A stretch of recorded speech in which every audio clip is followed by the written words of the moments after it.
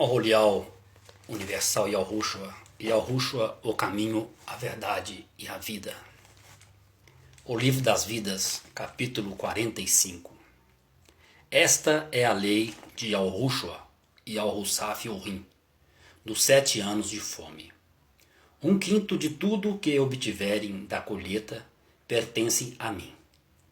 Das 4 partes que ficam, terão que pôr de lado um tanto para semearem de novo em vista do ano seguinte, e o resto é para se alimentarem vocês e vossas famílias e vossos meninos. Salvaste-nos a vida, de bom grado seremos teus servos. A mão direita de Al-Rukaf pousou sobre a cabeça do mais novo filho de Yahussaf, que é Efroim, e sua mão esquerda pousou sobre a cabeça de Menaché. A terra da herança de Al-Rukaf é a belíssima terra de Siquém, que é muito melhor do que a que caberá aos teus irmãos, e que eu e Al-Rukaf tomei com a minha espada aos amorreus. Ruliben, Shamiú e Levi não alcançaram presente ou afirmação de Al-Rukaf, por terem magoado em muito a Al-Rukaf. O Ushuodai de Al-Rukaf, o apacentador de Al-Shuru, o rochedo de Al-Shuru, é Yalhu-Urim. Porque Yalhu-Urim enviou ao mundo o seu Rabor, o seu filho Yahushua, porque tudo que Yalhu-Urim tentou fazer com o seu Yalshuru deu errado. Porque sempre Yalshuru recuou em obedecer e fazer conforme agradava a seu Yalhu-Urim. Este capítulo continua retratando ainda a vida de Yahussaf na terra do Mizraim.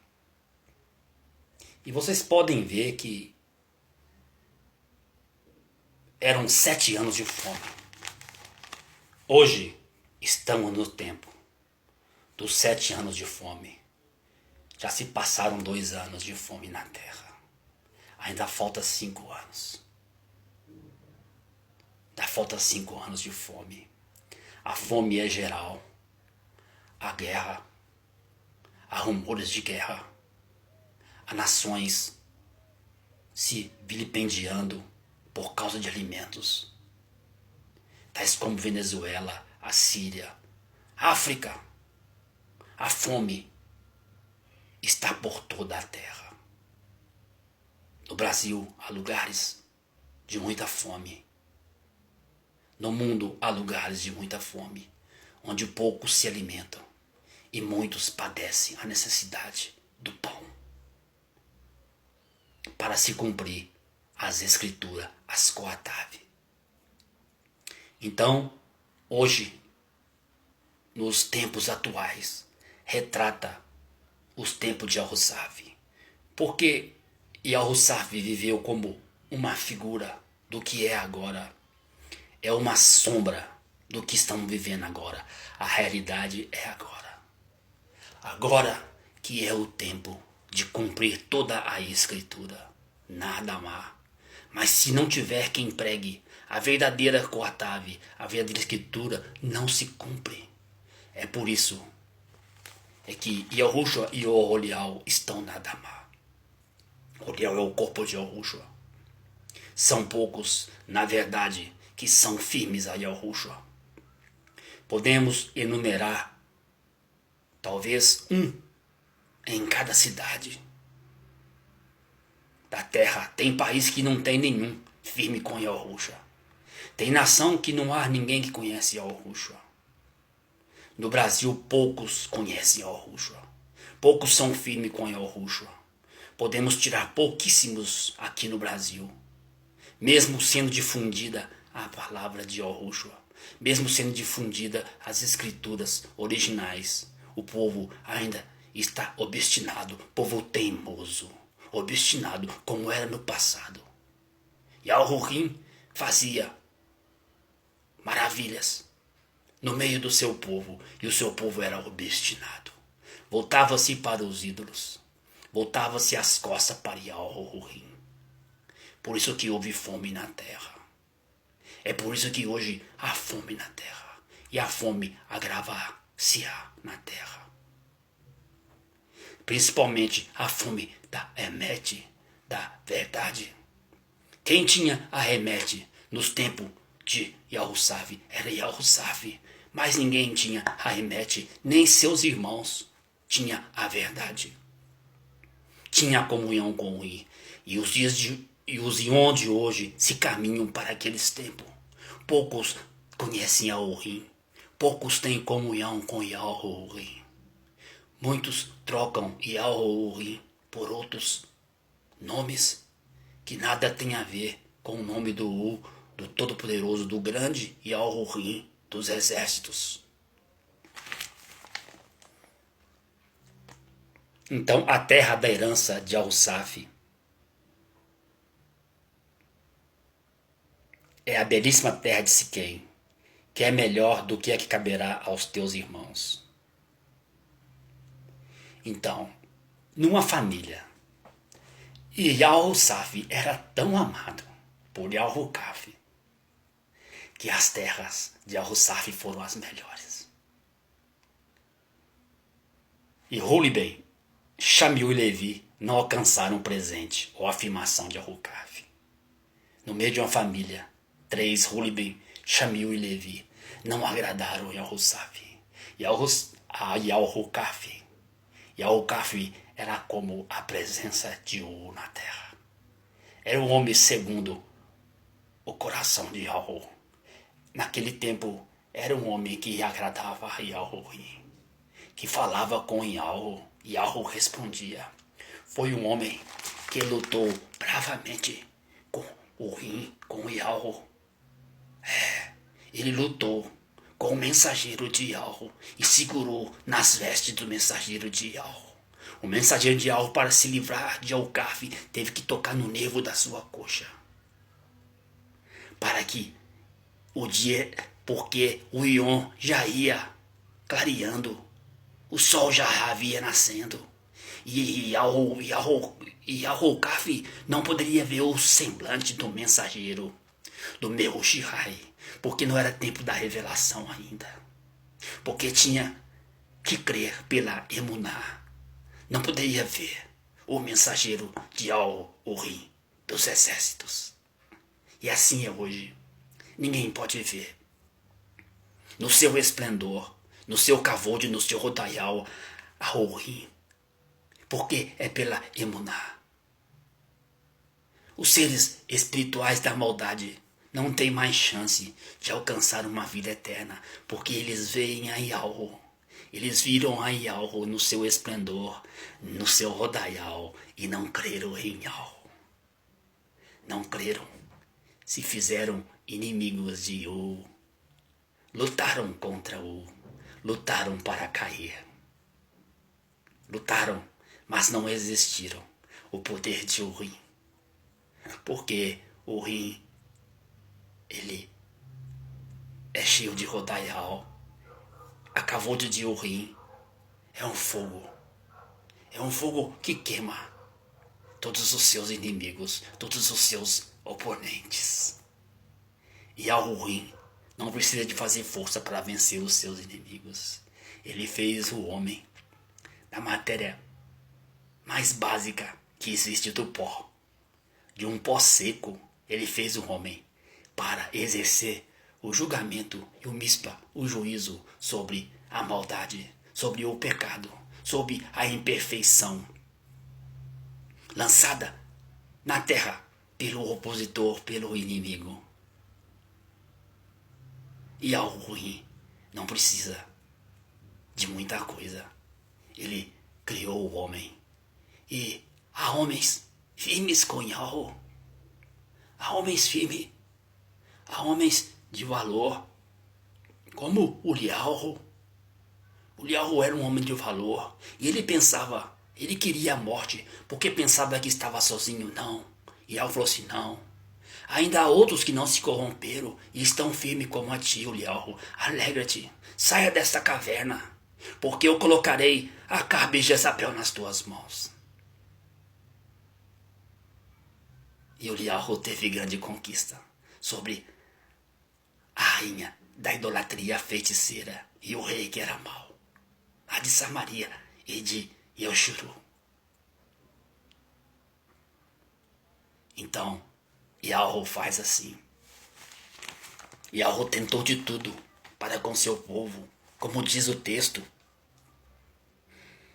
porque Yahweh enviou ao mundo o seu Rabor, o seu filho, Yahushua, porque tudo que Yahweh tentou fazer com o seu Yahushuru deu errado. Sempre Yahushuru recuou em obedecer e fazer conforme agradava ao seu Yahweh. Yahweh teve que ter alguém na Adamá que o agradava. Era necessário o testemunho de um homem. Era necessário o testemunho de um homem para que Yahweh desse o testemunho deste homem. E o testemunho de dois é verdadeiro. É o testemunho do Mehushai e de Urim, de Yahweh e Yahushua. Se torna verdadeiro. Quando você quiser levar a cabo um caso, você tem que levar duas testemunhas. Não leva uma só, leva duas. Porque uma concorda com a outra e não há quem diga contra. Então é Yahweh e Yahushua. Não adianta, ainda que o mundo todo se vire as costas para Yahweh e Yahushua, nunca dará as costas para o seu Rabi. Ele é testemunha fidedigna que está na Adamá. Ele é um Gabor. Ele é o grande guerreiro de Urim. Ele suporta tudo por Ohav a Yahweh. É um Ohav eterno. É uma comunhão eterna. Um está com o outro e o outro está com um. Yahweh e Yahushua é um. Yahushua é a Davar de Yahweh. É a palavra de Yahweh. Então, como diz o texto, sempre Yahweh faz escolhas. Yahweh sempre faz escolhas. Yahweh escolhe o menor. Yahweh nunca escolheu o maior. Veja bem, Yahweh escolheu um povo escravo para ser teu povo. Não escolheu o povo do Egito, de Faraó, o povo grande. Yahweh não escolheu os amorreus. Não escolheu os gigantes, escolheu os pequeninos para ser teu povo, um povo criador de gado, apacentador de ovelhas, para representar o seu povo na Tadamá. E você pode ver Yahucaf e o seu irmão. Yahucaf era o segundo, ele não tinha primogenitura, mas Yahu escolheu Yahucaf. Lá no princípio, Caim e Abul. Yahweh não escolheu Caim. Ele escolheu Abul, que era o segundo, o menor. E aqui diz mais uma vez que Yahussaf teve 2 filhos na terra do Mizraim. Teve Manassé, o mais velho, e Efroim, o mais novo. Mas Yahucaf, quando ia se despedir desta Adamá, quando ia para Urim, quando ele ia entregar o seu Rua, o seu corpo, ia se tombar uma sepultura, ele derramou afirmações, colocou a mão sobre a cabeça dos seus filhos, e a cada um ele deu uma medida. E na hora de ir para a casa de Yahussaf, ele colocou a sua mão. Ele colocou a sua mão direita, pousou sobre a cabeça do mais novo de Alshuru, que é Efroim, a mão direita. E a sua mão esquerda pousou sobre a cabeça de Manassé, que é o mais velho. Então, a afirmação, a benevolência, ela continuou em Efroim, não em Manassé. E ali vem a descendência do Meho-Shihai. Yahu foi fazendo escolha, sempre do menor, sempre do menor. Meho-Shihai nem aparência tinha. Era desprezado, homem sem aparência. Homem de poucos amigos. Vivia só. Fez uma seleção de alguns para andar com ele, para darem o testemunho da Emet, porque creram na Davá de Al-Rusho, e por isso ele os entregou ao pai, ao Abi, a Yahu, e pediu a Yahu que os guardasse, que os livrasse do mundo, que não os tirasse, mas os livrasse de toda a maldade do mundo. Não é isso? E hoje, mais uma vez, Yahu faz uma seletiva na Damá. Não são muitos que vão conhecer a Yahu pelo Shuan e Al-Rusho. Essa terra está fermentada com muitos prazeres. E a semente, ela está sendo lançada. Ela cai numa terra cheia de pedra, uma terra cheia de espinhos. Mas há que cai nos pedregais. E ali começa a nascer um pouquinho. Começa a conhecer o nome Al-Rusho, mas logo vem os prazeres do mundo e atira. Vem as perseguições. Vem as aflições e ela deixa ir ao Rusho. Ela não resiste. Vem o sol e queima. Não é isso? Vem os outros nomes que não são os verdadeiros e ela larga o verdadeiro para ficar com os amantes. Larga o verdadeiro esposo para ficar com os amantes. Se prostitui. A prostituição é esta. Largar ir ao Rusho para ficar com os amantes. Com os ídolos dessa terra. Mas aqui a semente cai numa terra boa e ali dá frutos 100 por 1, em abundância. Espero que essa Davá caia na terra, o seu coração, e que dê frutos em abundância. E você conheça o Shuan e Al-Rusho. E fique em Al-Rusho. Receba o nome Al-Rusho, o Shuan e Al-Rusho. E não troque como muitos estão fazendo. Muitos estão deixando o princípio, estão deixando o primeiro Ohave. Se engrandeceram no seu conhecimento e desprezaram Al-Rusho, porque Al-Rusho e Yahu é simples. Al-Rusho diz: eu sou manso e humilde. Vinde a mim todos vós que estáis cansados e oprimidos, eu vos aliviarei. São palavras mansas, palavras humildes. E muitos não querem a humildade de Al-Rusho. Querem coisas diferentes e vão se afundando, vão naufragando na emuná. Não é isso? Não querem fazer como Shaul.